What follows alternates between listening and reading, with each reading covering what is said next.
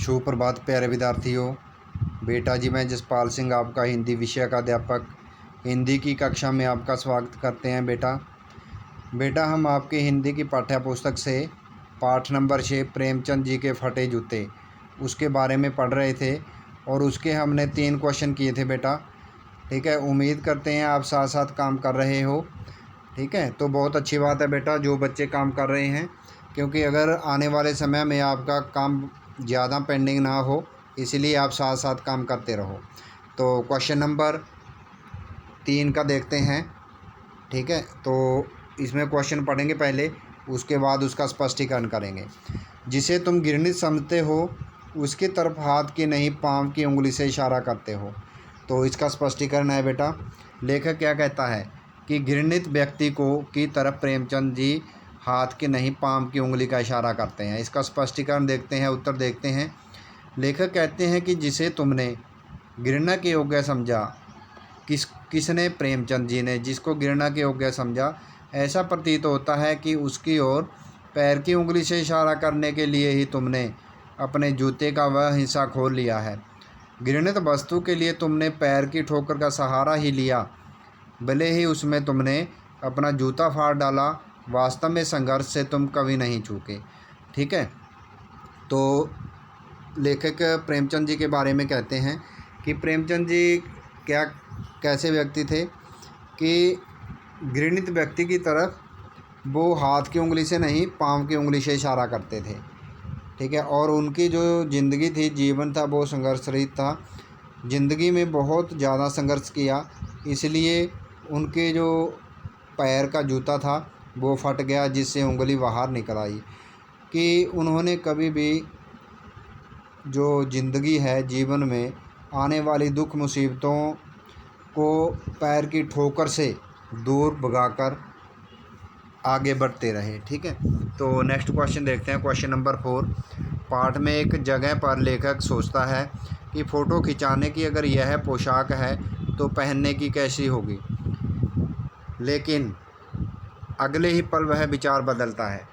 लेखक एक बार क्या सोचता है कि अगर प्रेमचंद जी की है ऐसी पोशाक पहनने की है, फ़ोटो खिंचाने की है, तो पहनने की कैसी होगी। कि मतलब उनको फंक्शन में भी जाना है, कोई शादियों में भी जाना है, तो फिर वह अपना विचार बदल लेता है। नहीं, इस आदमी की अलग अलग पोशाकें नहीं होंगी। आपके अनुसार इस संदर्भ में प्रेमचंद के बारे में लेखक के क्या विचार हैं, कि उन्होंने जो विचार बदले हैं वो कैसे हैं। उत्तर देखते हैं। प्रेमचंद के संबंध में उनकी पोशाक को लेकर लेखक के मन में जो मतभेद पैदा हुए हैं, उनके 2 कारण हो सकते हैं। कौन कौन से देखते हैं। लेखक की पहली टिप्पणी सामान्य जगत के लोगों के व्यवहार पर आधारित है। आमतौर पर लोग अपने घर में पहनने और ख़ास अवसरों पर पहनने के वस्त्रों में अंतर रखते हैं, परंतु प्रेमचंद सामान्य व्यक्ति नहीं हैं। कि जो आम लोग होते हैं, सामान्य जगत के लोग होते हैं, वो क्या करते हैं कि दिखावा बहुत ज़्यादा करते हैं, कि घर पहनने वाले कपड़े दूसरे होते हैं और जो फंक्शन में, विवाह शादियों में जाते हैं वो दूसरे होते हैं। परंतु प्रेमचंद जी कोई साधारण व्यक्ति नहीं है, सामान्य व्यक्ति नहीं है। ठीक है, वे सबसे अलग हैं। अतः लेखक के मन मस्तिष्क में दूसरी प्रतिक्रिया उठी। लेखक ने देखा कि प्रेमचंद जीवन भर सरल सहज बने रहे, उन्होंने दिखावटी जीवन कभी जिया ही नहीं, इसलिए पोशाकें बदलने की बात उनके साथ लागू नहीं होती। पोशाकें वे बदलते हैं जो अवसरानुकूल आचरण करते हैं, यानी अवसर के अनुसार व्यवहार करते हैं, अवसर के अनुसार बदल जाते हैं। प्रेमचंद ऐसे नहीं थे। ठीक है, तो बहुत अच्छे से आपने समझा होगा। तो नेक्स्ट क्वेश्चन देखते हैं।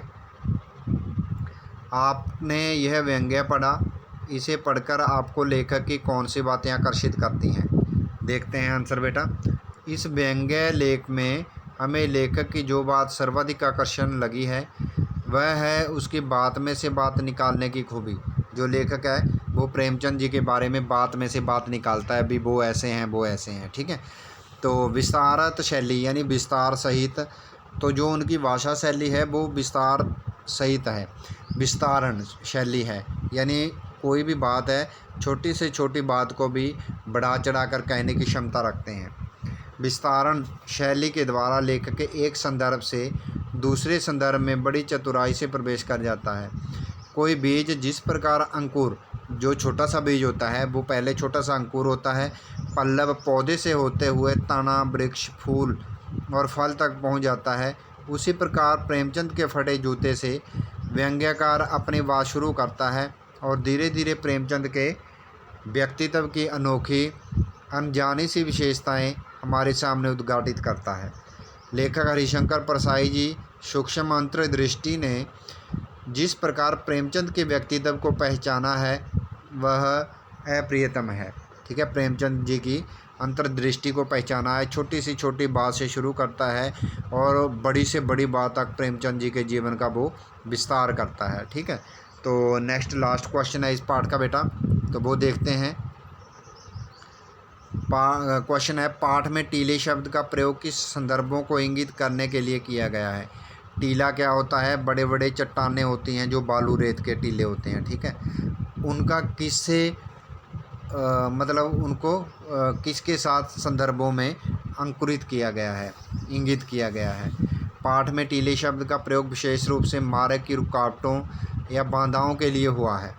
जिस प्रकार एक प्रवहमान नदी की धारा मार्ग में पड़ी किसी चट्टान से अपनी गति खो देती है, उसी प्रकार जीवन रूपी नदी का स्वाभाविक विकास समाज में व्याप्त कुरीतियाँ, भ्रष्टाचार, शोषण, अन्याय, छुआछूत, जाति पाति, महाजनी सभ्यता, अशिक्षा, गरीबी, दासता आदि के रूप में स्थित टीलों से बाधित होता है।